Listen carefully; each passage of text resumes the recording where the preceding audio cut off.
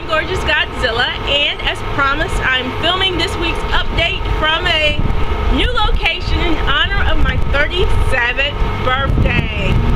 And as you can tell, or maybe not, I am filming this video in New York City. And if you look over my shoulder right over there, that is the new World Trade Center. So I am super excited to answer the questions that you guys have presented to me within the past week and a half.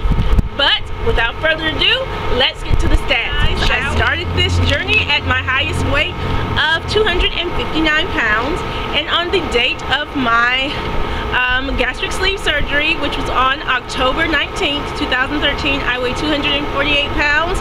Last week I weighed 217.8 pounds, and a few days ago, right before I got on the plane to come to New York City, I weighed 217.5 pounds, which is a total loss of 0.3 pounds.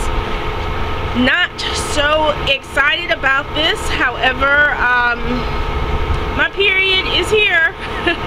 And right before it, I ate so many salty things, it is ridiculous. So I am not one for grasping at straws. It is what it is. I'm just hopeful that part of that really paltry weight loss is the result of water weight gain or something, but I guess we'll see next week, won't we? So it is what it is. I don't know if I'm in a stall. I'm not sure what's going on, but I worked out more than ever, so it's really weird that that was all that the scale showed I lost. But those are the breaks. You win some, you lose some. First question comes from Jasmine Lindsay, who wants to know, how did you come up with One Gorgeous Godzilla, and who does your hair? Very interesting question, Jasmine, because contrary to popular belief, I am not One Gorgeous Godzilla because I am a sexy beast. No, indeed. There is a really weird story behind the origin of my name. I started dating this guy who incidentally was a Caucasian guy. So yes, America, this girl does swirl, but he was friends with a woman, and when I say woman, really what she was a geriatric mean girl.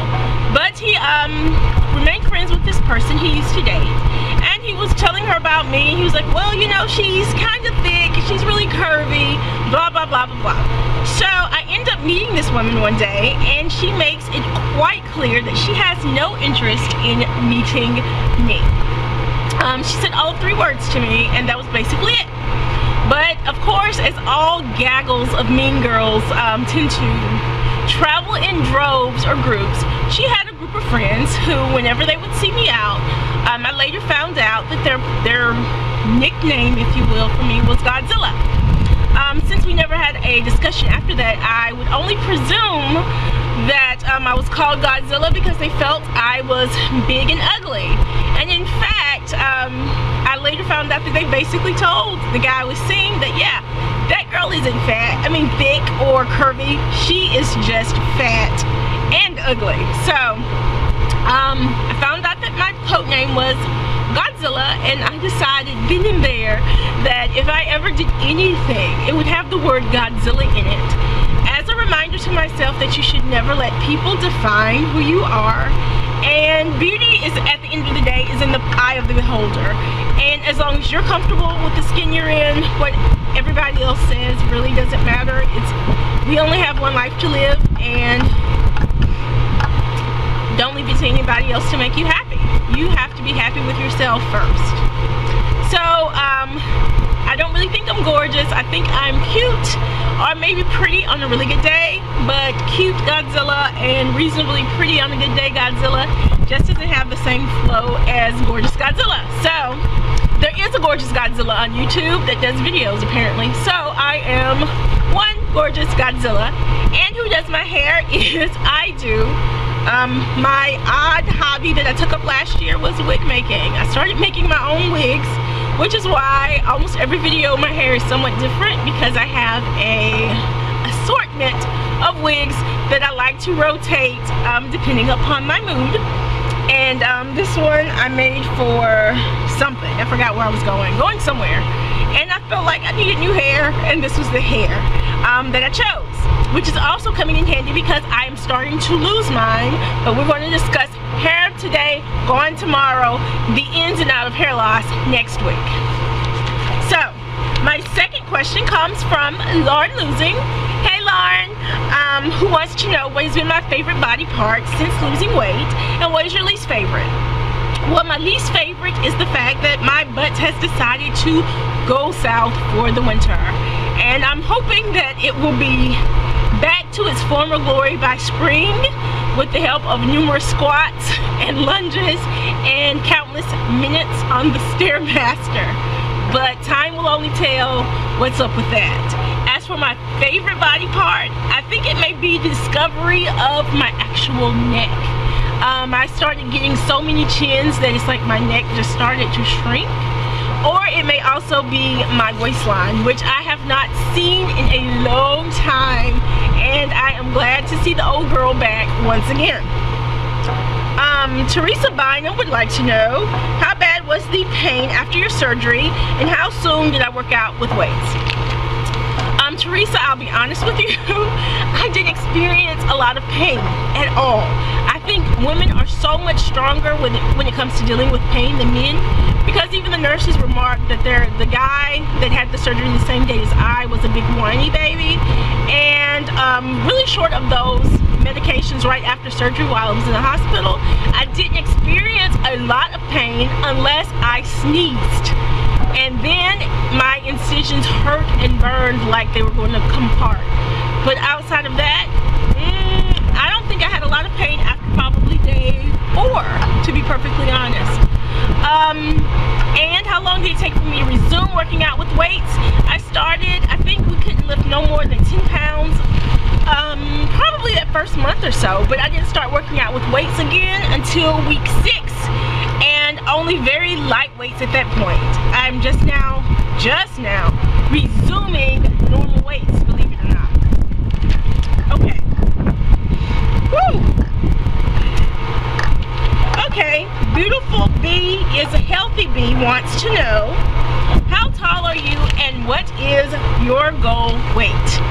So, I am 5 feet 2.5 inches tall.